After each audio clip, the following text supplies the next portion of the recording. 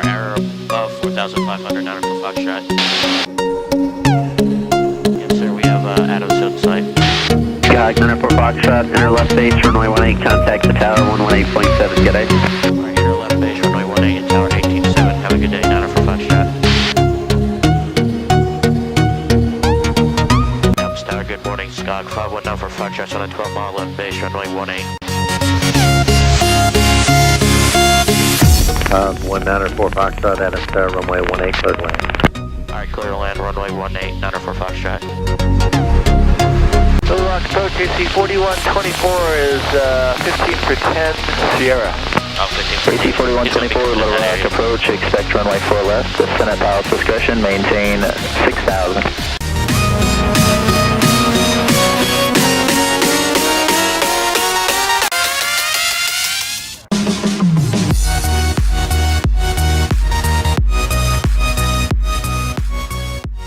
Hello YouTube and welcome back to another episode of Line Up and Wait, interviews and stories from the aviation industry. On today's episodes we have Jake Youngs. Now you guys might remember Jake. Jake was our very first interview where he talked about his spotting tricks and tips. If you haven't seen that episode already, it'll be in the description below. At this time, please welcome Jake back to the podcast. Jake, welcome back to the podcast for episode 2, part 2 of your interview. Hello. So, Jake, recently you started something big. What is that big thing you started? I started my pilot training. So I guess if you want to call that big. Yeah, dude, of course that's big. So you said you're pilot training. Are you getting a sport pilot's license, or are you going for the full private pilot's license right now? I'm going for the full private. Nice. And you're going for the full private. And what type of aircraft are you training in? I'm training in a light sport aircraft that is equipped to handle private pilot training, instrument training, and commercial training for the most part. But Right. it is called a Paradise P1 Next Generation. Nice. What airport are you training at and doing all your flight instructions with?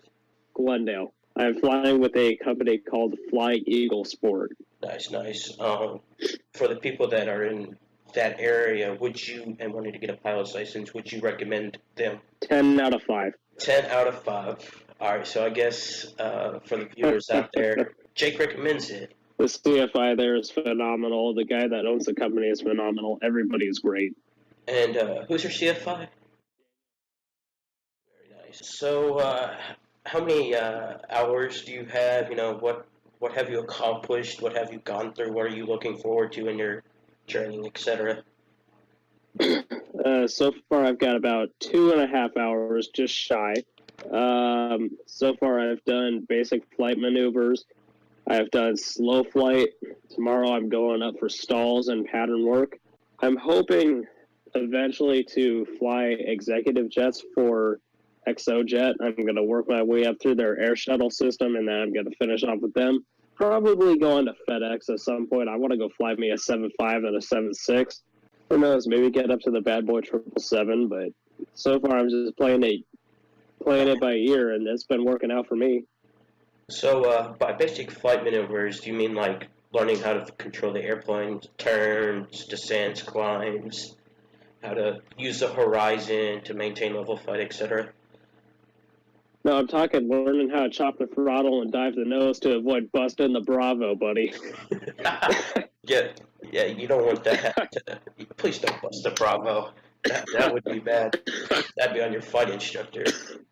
So you mentioned something about ExoJet, I think. Yeah. Why do you want to go to ExoJet before you go on to let's say, FedEx? Oh, the benefits are great. You get your whole schedule 1 year in advance, 14 days off in the first year, get phenomenal pay, better than the regionals, in fact, better than most of the majors. And, you got a great schedule. You get 1 week on, 1 week off, et cetera, et cetera. The benefits are just there. And plus, I want to fly less passengers and just be more comfortable. Gotcha. So I don't know much about ExoJet, and by the sounds of it, a little bit more than I do. What kind of airplanes do they operate? Mostly Citation X's, stuff like that. Mid-sized private jets, but mostly a Citation family. What's been your favorite part about learning how to fly so far? Favorite part, it can be anything like flight maneuver, etc. The airplane. Dude, being up in the sky is the best part. Like, I gotta be honest with you, plane spotting from the sky instead of spotting from the ground. No, flying the plane is definitely a lot of fun, but being up in the sky takes plane spotting to a whole new level. But, you're up there, you're not watching planes for pleasure for the most part. You're watching them trying to avoid hitting one another. Especially over there in that area, you have Class Bravo and a whole bunch of airliners coming in, so you're probably getting traffic calls every 2 minutes. The entire Phoenix Valley is basically Bravo. Yeah, so you're probably talking with approach every 2 seconds you get a traffic call out. So you're trying to learn, and Glendale is right under the Bravo. So flying into Glendale from the practice area, you're flying above Goodyear's airspace, but you're staying under Sky Harbor's Bravo airspace. So you're flying in right in the middle, trying not to bust either one. Hey, you know what? You got to learn somehow. You got to learn straight and level flight somehow. Right, and that's flying above the Delta and below the Bravo. Hey, that's a good way to learn how to fly straight. A good way to learn it. Yeah. I mean, here in Arkansas, we have practically no airspace, so learning how to fly straight and level is a little bit harder since we don't have as much airspace than y'all do out in Phoenix with Bravos and Charlies and Deltas and all that stuff. We pretty much only have Charlies, and even then it's not hard. You got it easy. You guys need to step your game up. Top this off. Get this. I think it's like 1 statute mile from Glendale Airport is Luke's Air Force Base restricted airspace. Oh yeah. I mean, but you can go to restricted airspace if it's cold and you have ATC authorization. So. Yeah, but still, we don't want to bust that airspace. Yeah. Have you gotten to talk to air traffic control yet? No, not yet. Yeah. Are you looking forward to that? Because honestly, that's one of my favorite parts of flying, interacting with the air traffic controllers. And I listen to ATC at Phoenix a lot, and from what I can hear, they're usually super good and generous about letting planes into the Bravo. Sky Harbor's got the best controllers out of the country, is what I've heard. But they're actually underused, when you think about it. I am kind of looking forward to learning how to do it, but at the same time, it's like, I'd rather get a little bit more hang of the flying before I do any comms. Right. Anywho, like I was trying to say, you said you want to get control of the airplane, more like be better in control of the airplane before you add communications on top of that. And I can agree with you. Coming from someone who didn't really, who wasn't taught to talk to air traffic controller, because I mean there was no need to. I flew out of an uncontrolled airport. I did all my training, out to the east where there's nothing. It's just Class E airspace. So someone who just went out there and who doesn't. No, that's no man's land out there. Yeah, who didn't have a lot of time to learn how to talk to air traffic control, and basically I pretty much taught myself with videos and just listening to live ATC.